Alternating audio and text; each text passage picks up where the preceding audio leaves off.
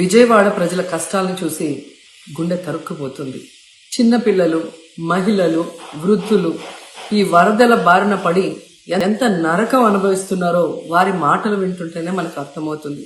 కనీసం చిన్నపిల్లలకి పాలు అందటం లేదు, రోజులు తడబడి తాగేదానికి నీళ్లు అందటం లేదు. ఈరోజు ఎంతమంది వరదల్లో కొట్టుకుపోయారో అర్థం కాని పరిస్థితుల్లో అందరూ కూడా బాధపడుతూ ఏడుస్తూ ఉన్నారు. నిజంగా ప్రజలు ఇన్ని కష్టాలు పడటానికి, ఇంతమంది ప్రాణాలు పోవటానికి ఈ రాష్ట్ర ప్రభుత్వం కారణం కాదని నేను అడుగుతున్నాను. ముఖ్యంగా మంత్రుల విహారయాత్రలు, హాలిడేస్ ఎంజాయ్ చేయడంలో ఉన్న చిత్తశుద్ధి రాష్ట్ర ప్రజల మీద లేదు అని నేను గట్టిగా చెప్పగలను. ఇదేదో నేను విమర్శించడానికి చెప్పటం లేదు. 28వ తేదీనే 30వ తేదీలో వర్షాలు రాబోతున్నాయని చెప్పి వాతావరణం సమాచారం ఇవ్వటం జరిగింది ప్రభుత్వానికి.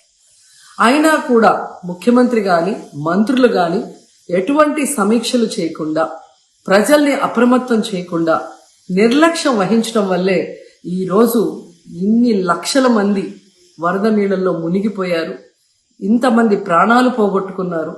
ఎంతమంది తిండి లేక, కరెంటు లేక, తాగునీళ్లు లేక, పసిబిడ్డలకి పాలు లేక ఎంత అవస్థలు పడుతున్నారో మనం అందరం కూడా గమనిస్తున్నాం.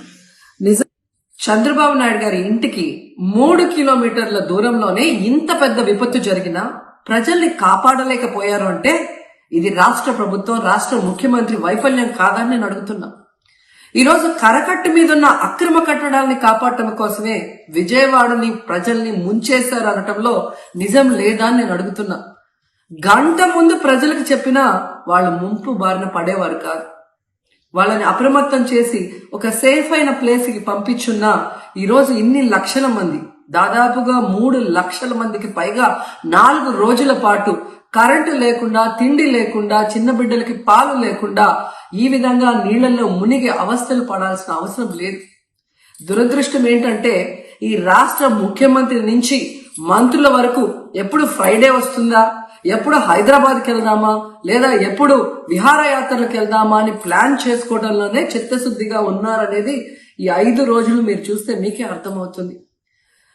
30వ తేదీ భారీ వర్షాలు వస్తాయని ముఖ్యమంత్రి గారికి, మంత్రులకి 28వ తేదీనే వాతావరణ శాఖ సమాచారం అందించినా ఎటువంటి సమీక్షలు లేదు, ఎటువంటి ముందస్తు జాగ్రత్తలు లేదు, ప్రజల్ని కాపాడాలన్న చిత్తశుద్ధి లేదు అనేది స్పష్టంగా అర్థమవుతుంది. ఎందుకంటే ఈ రోజుటి వరకు 4-5 రోజులు ప్రజలకి తిండి అందించడంలో ఈ ప్రభుత్వం విఫలమైంది.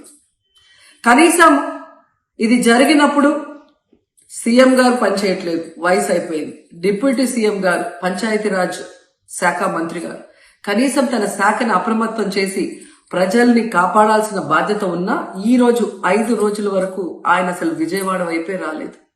ఇక ఆ కాన్స్టిట్యున్సీ ఎమ్మెల్యే ప్లస్ రాష్ట్ర మంత్రి లోకేష్ గారు మొత్తం మునిగిపోయి మంగళగిరి, విజయవాడ అలల్లాడిపోతుంటే ఆయన హైదరాబాద్ లో ఎంజాయ్ చేస్తున్నారు.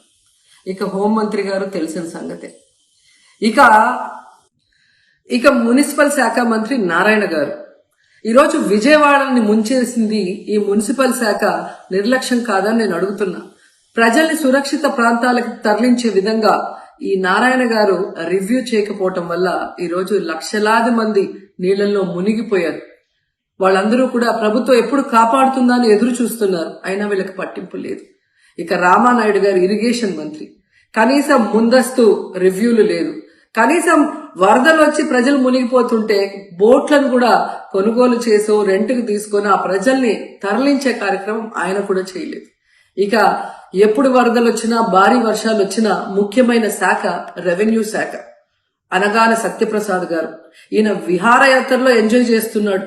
కనీసం పునరావాస కేంద్రాలు ఏర్పాటు చేయాలి, మరి ఆ ప్రజలకి పాలు, తిండి అన్ని అందించాల్సిన బాధ్యత ఉన్నా ఏం పట్టించుకోలేదు. సో ఈ విధంగా చంద్రబాబు నాయుడు గారి దగ్గర నుంచి మంత్రులంతా కూడా ప్రజల్ని గాలికి వదిలేసి ఎలా నిర్లక్ష్యం వహిస్తున్నారో చూడండి. ఇప్పటికైనా వాళ్ళు కళ్ళు తెరిచి ప్రజల్ని కాపాడండి అని చేతులెత్తి నమస్కరిస్తున్నా. గతంలో జగనన్న ఏ విధంగా వాలంటీర్ వ్యవస్థ ద్వారా, సచివాలయ వ్యవస్థ ద్వారా ప్రజలకి ఏం కావాలన్నా ఇమీడియట్ గా వాళ్ళకి అందుబాటులోకి తీసుకెళ్లటమే కాకుండా ఏదైనా ప్రకృతి వైపరీత్యం వచ్చినప్పుడు వెంటనే వాళ్ళని సురక్షితంగా కాపాడే విధంగా ఈ సచివాలయ వాలంటీర్ వ్యవస్థని ఉపయోగించుకోండి. జగనన్న మీద కక్షతో ఆ వ్యవస్థల్ని నాశనం చేయడం వల్లే ఈ రోజు ప్రజలకు ఎవరు ఏం అందించలేకపోతున్నారని తెలుసుకోండి. అండ్ ఈరోజు జగనన్న విజన్ ఉన్న నాయకుడు, ప్రజల్ని ప్రేమించే నాయకుడని మరోసారి రుజువు చేసుకున్నారు. ఆయన కట్టించిన ప్రొటెక్షన్ వాళ్ళు లేకపోతే ఇంకా 1,50,000 పైగా కుటుంబాలు మునిగిపోయే ప్రమాదం ఉండేది. ఈ రోజు ఆ ప్రాంతం అంతా సేఫ్ గా ఉంది విజయవాడలో ఒక సైడ్ అంటే అది జగనన్న ప్రజల పట్ల ఉన్న అభిమానంతో ఆ ప్రొటెక్షన్ వాల్ కట్టించడం అనేది కూడా మనం అందరం గుర్తుంచుకోవాలి. ఫిజికల్ గా మీకు కనిపించడం ఒక పద్ధతి. అంటే వాళ్ళు ఏమనుకుంటారు, నేను బోట్ వేసుకుని రెస్క్యూ చేయడం కుదరదు కదా, ఆ బాధ్యత లేకుండా ఎందుకుంటాం. అది ఏంటంటే అనాలి కాబట్టి అంటమే తప్ప ఎంటైర్ మీరు చూస్తున్న పిఆర్ మెషినరీ, మన పిఆర్ పంచాయతీరాజ్ మెషినరీ మొత్తం ఎంటైర్ వర్క్ చేస్తాం మా సైడ్ నుంచి. అంటే అట్లేం కాదు సార్, ధైర్యం చెప్పడానికి కూడా రాలేదని చెప్పేసి వాళ్ళు ఆరోపణ చేస్తున్నారు కదా. అది నేను అట్లా అనుకోవట్లేదు. అంటే ఏమైపోతుంది, ధైర్యం చెప్పడానికి వెళ్ళి ఒక్కసారి మీద పడ్డారు అనుకోండి. పరిస్థితులు ఎలా ఉన్నాయంటే, ఇప్పుడు నేను మొన్న పింఛడానికి దీనికి వెళ్ళాను. నేను వెళ్ళి సహాయ కార్యక్రమం అంటే నేను ఒక ప్రత్యేకమైన పరిస్థితుల్లో ఉన్నాను, అది మీరు అర్థం చేసుకోవాలి. ఇప్పుడు నేను వెళ్ళి కూర్చుంటే వెళ్ళిపోదని రెస్క్యూ ఆపరేషన్స్కి ఇబ్బంది కలగకూడదని ఒకటే నన్ను, ఆ సూచన ఒకటి నన్ను ఆపినాను, అంతమించి వేరే ఏం ఆపలేదు.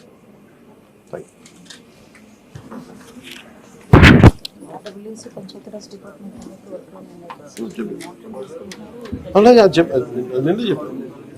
అంటే పంచాయతీరాజ్ కానీ, రూరల్ వాటర్ సప్లై కానీ, ఇంజనీరింగ్ డిపార్ట్మెంట్ కానీ ఇవి కన్సిస్టెంట్గా పనిచేస్తున్నాయి in tandem with rescue operations.